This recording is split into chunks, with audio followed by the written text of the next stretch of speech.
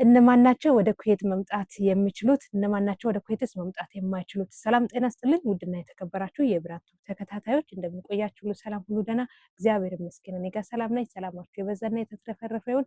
ዛሬም እንግዲህ በአዲስ ቪዲዮ መጥቻለሁ። ቪዲዮ ስትጀምሩ ላይክ በማድረግ ጀምሩ። ለቤቱ አዳዲስ የሆናችሁ ሰብስክራይብ እያደረጋችሁ ቤተሰብ እንድትሆኑ ሲል በትህትና ጠይቃለሁኝ። እንግዲህ በኩዌት ስላለው መረጃዎችን አብረን የምንወያይበት ቻናል ነው ማለት ነው። አብዛኛውን ጊዜ በአረብ ሀገር ውስጥ ያሉትን ጉዳዮች የምንመለከትበት ነው። ስለዚህ ሁላችሁም ይህንን ቻናል የተቀላቀላችሁ ቤተሰብ እንድትሆኑ ስል በትህትና ያው እገልጻለሁ ማለት ነው።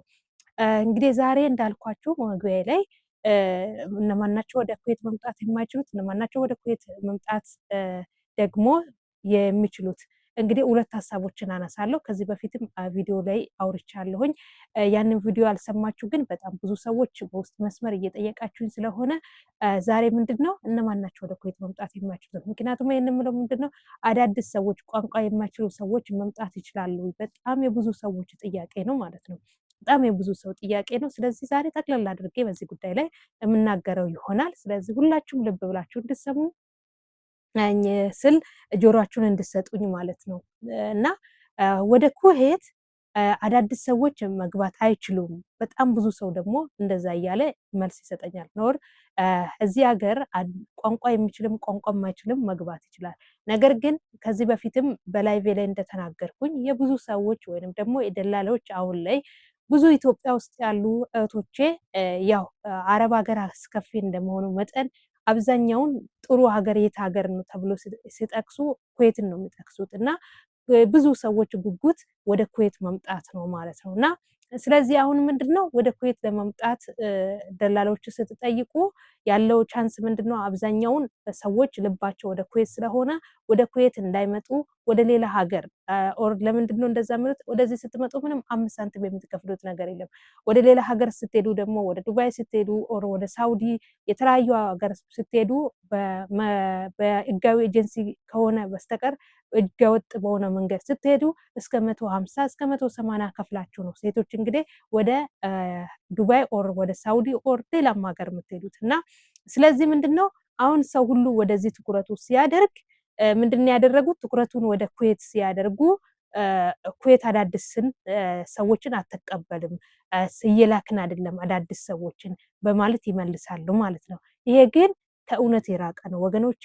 ኩዌት አዲስንም ቋንቋን የሚችለውንም ቋንቋ የማይችለውም መግባት ይችላል፣ መቀጠር ይችላል። ግን ትልቅ ቻንስ ያላቸው ቶሎ ተመርጦ ወደዚህ ሀገር ለመምጣት ወር ደግሞ ቪዛ ለማሰራት እድል ያላቸው ቋንቋ የሚችሉ ሰዎች ናቸው። ቋንቋ ስላቸው አረብኛ የሚችሉ ከዚህ በፊት ሌላ ሀገር የሰሩ ሰዎች ምንድነው ለነሱ ቅድማ እነሱ የማግኘት እድል አላቸው። ከዛ ውጪ ግን ላለው ነገር ሁሉም ሰው ወደዚህ ሀገር ገብቶ የመስራ መንገድ በእኛም መንግስት የዚህም ሀገር መንግስት ከፍቶልናል ማለት ነው። ግን ምንድነው አዳዲሶቹ ትንሽ ሊዘገይባችሁ ይችላል። ነገር ግን እንዳልኳችሁ ቀደም ብሎ እነዚህ ሰዎች ወይንም ደግሞ ደላላዎች ተደራጅተው ስለሆነ ያሉት ምንድነው የሚሉት በቅድማ በቃ አንቺ አዲስ ስለሆንሽ ኩዌት ደግሞ ኩዌት አዲስ ሰዎችን አትቀበልም፣ ስለዚህ ብር ክፈይኝና እኔ በአቋራጭ ወይንም ደግሞ በሌላ መንገድ ወደ ኩዌት ልክሻለሁ ይልና 60 70 ኦር 80 ብር የሚጠይቁ ደላላዎች አሉ ማለት ነው። ከዛ ልጆቹ እሺ በቃ ችግር የለውም እንደዛማ ከሆነ በቃ ከፍላለሁ ብላ ፕሮሰሷን በምትጀምርበት ሰዓት ላይ ትጀምራለች። ብሩን ይቀበላታል፣ ቀብድ ይቀበላታል ማለት ነው። ቀብድ ከተቀበላት በኋላ ደግሞ ያቺ ልጅ እንግዲህ ቪዛዋን ምንድነው የምታደርገው? በቃ ጨርሺ፣ ፌክም ሊሆን ይችላል እኔ በምን አይነት መንገድ እንደሆነ ባላውቅም ፕሮሰሳቸውን ይጨርሳሉ። እንዴት አሻራ እንደሚነሱ እንዴት ሜዲካል በምን መንገድ ሄደው ሜዲካል እንደሚነሱ አላውቅም። ምክንያቱም ለምንድነው አሁን ላይ እርግጥ እኔ የብዙ ነገሮች መረጃ ላይኖረኝ ይችላል ኢትዮጵያ ውስጥ እየተካሄደ ያለውን ነገር። ምክንያቱም ለምንድነው እንደዛ ብዬ የምላችሁ ከዚህ በፊት ሲመጡ የነበሩ ልጆች ከኩዌት ላይ ማለት ከኩዌት ቪዛ ይሄድላቸዋል። ቪዛ ያውም ኦሪጂናል ቪዛ ማለት ነው። ኦሪጂናል ቪዛ ስላክላቸው ያንን ቪዛ ይዞ የት ሄዳሉ? ማነው አሻራ ቦታ ሄዳሉ። አሻራ ቦታ ሄዱና ከአሻራ ቦታ ደግሞ ራሱ ኤምባሲ ነው ሆስፒታል እንኳን ስልክ የነበረ እኔ እስከማውቀው ድረስ ማለት ነው እንጂ በራሳቸው ሄዶ የትም ቦታ ተመርምሮ ያመጡትን ሜዲካል ውጤት አይቀበልም ነበር። አሁን ላይ ግን እንዴት ቪዛ ሳይሰራ አንድ ሰው ቪዛ ሳይሰራ እንዴት ሜዲካል እንደሚወስዱ እንዴት አሻራ እንደሚሰጧቸው እንዴት ሁሉም ፕሮሰስ መጨረስ እንደሚቻለው አላውቅም። ይህን የምልበት በምንድን ነው? አንዳንድ ልጆች ፕሮሰሱ እኮ አልቆልን ቪዛ ቆየብን፣ ስለዚህ ቪዛችንን ስለቆየ በቃ እዛ ሀገር አዲስ ስለሆንሽ ቶሎ መሄድ አትችይም። ስለዚህ አሁን ምንድነው ወይም ወደ ሳውዲ ወይ ወደ ቤሩት ወይም ደግሞ ወደ ጆርዳን ወይም ወደ ሳውዲ ሊላክሽ ብርሽ ከሚባክን። ምክንያቱም ብር ቀብድ ሰጥተዋለች ለደላላው ማለት ነው። እና ቀብድ ከሰጠች በኋላ አማራጭ የሚተሰጠው ምንድነው ሳውዲ ወይም ደግሞ ዱባይ ወይም ጆርዳን ወይም ቤሩት ሊላክሽ። አዳዲስ የሚቀበሉ ሀገራቶች እነዚህ ናቸው። ኩዌት አሁን አዲስ እየተቀበለች አይደለም ብሎ ልጆችን ወደ ማስገደድ። ምክንያቱም እነዚህ ልጆች አይፈረድባቸውም፣ ብራቸውን ስለተቀበላቸው ብሩ ከሚባክን በቃ ሂጅ የሚሆነው ነገር ሊሆን በማለት ምርጫቸው ወደ አልፈለጉት ሀገር ያደርጋሉ ማለት ነው። ስለዚህ ያለ ይሄ ነው አሁን ላይ እየተከናወነ ያለው። ስለዚህ እናንተ አሁን የምላችሁ ምንድነው ወደ እህቶቻችሁን ለማምጣት አዳዲስ የሆኑ እህቶቻችሁንም ለማምጣት ነባሮችን ለማምጣት ህጋዊ የሆኑ ምንም አይነት ነገር ማነው ኤጀንሲ ውስጥ ምንም አይነት ክፍያ ሳይኖር እኔ የመጡ አዳዲስ ልጆችን አውቃለሁ ወደዚህ ኩዌት የገቡ ማለት ነው። የገቡ ልጆች ኩዌት ውስጥ የገቡ አዳዲስ ልጆች በጣም ብዙ ልጆች አሉ፣ ቋንቋ ምንም የማይችሉ ማለት ነው። ስለዚህ ይገባል። ዋናው ምንድነው የትም ቦታ ላይ ግን ቻንሳችሁ ነው የሚወስነው። ያው ሰዎቹ ሲመርጧችሁ ነው ቪዛውን መሰራት የሚችለው።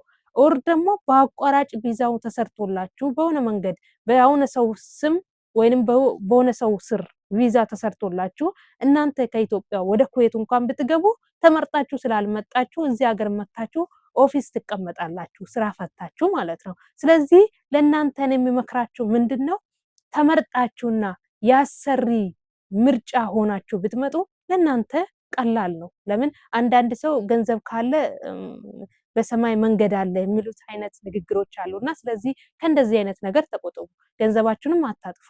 ለምን እንደሆነ ታውቃላችሁ? አንድ በጣም ምስኪን ሰዎች አሉ ያንን ገንዘብ ከፍሎ መምጣት የማይችሉ። እናንተ ዛሬ ኤጀንሲዎችም ሆኑ እነዚህ ደላላዎችን ገንዘብ እየከፈላችሁ ስትመጡ ሌሎች ምስኪኖች ምንም ነገር የሌላቸው ከፍሎ መምጣት የማይችሉትን እድላቸውን እየዘጋችሁ ነው ማለት ነው። ለምንድነው እንደዛ ብዬ የምላችሁ?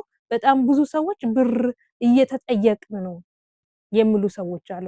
እና በነገራችን ላይ እንደዚህ አይነት ብር የሚጠይቁ ደላላዎችም ሆነ ኤጀንሲዎችን ለህግ ማቅረብ ትችላላችሁ።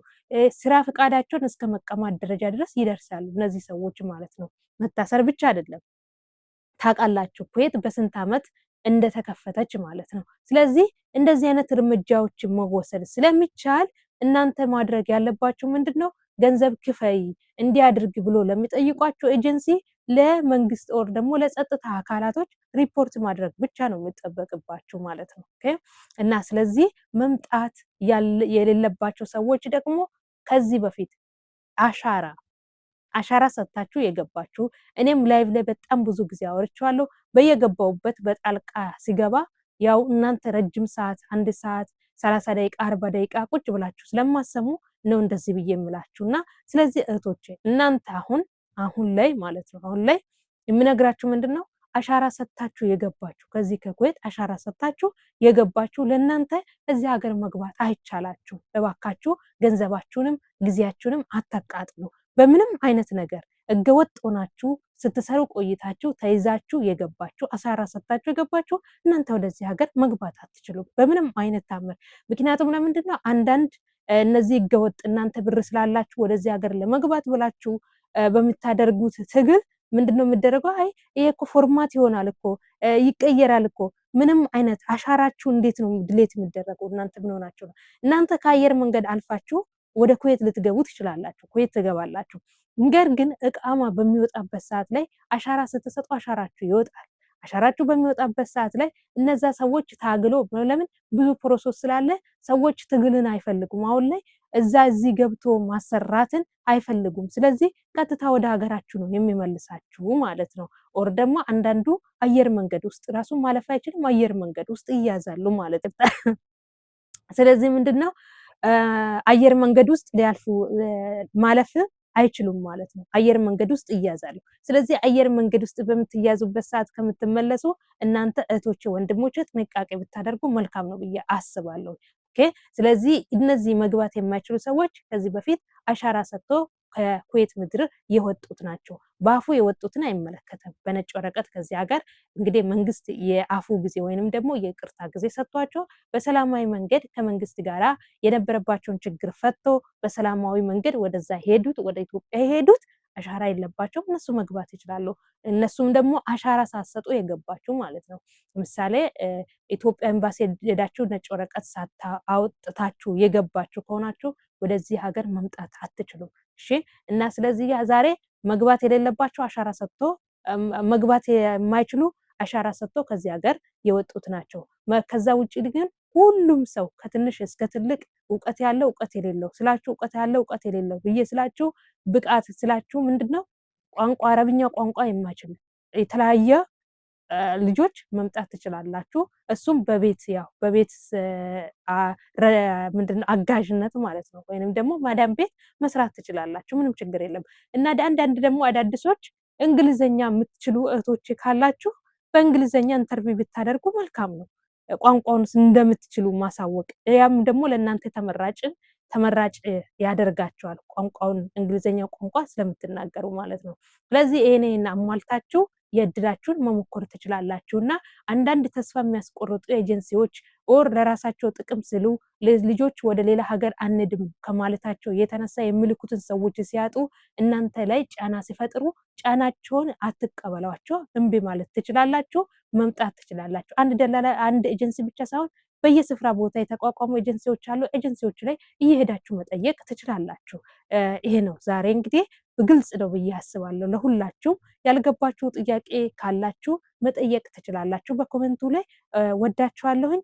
ቀጣይ ደግሞ በሌላ ቪዲዮ ደግሞ ተመልሼ የሚመጣ ይሆናል። በያላችሁበት የእግዚአብሔር ሰላም ይብዛላችሁ። መልካም ጊዜ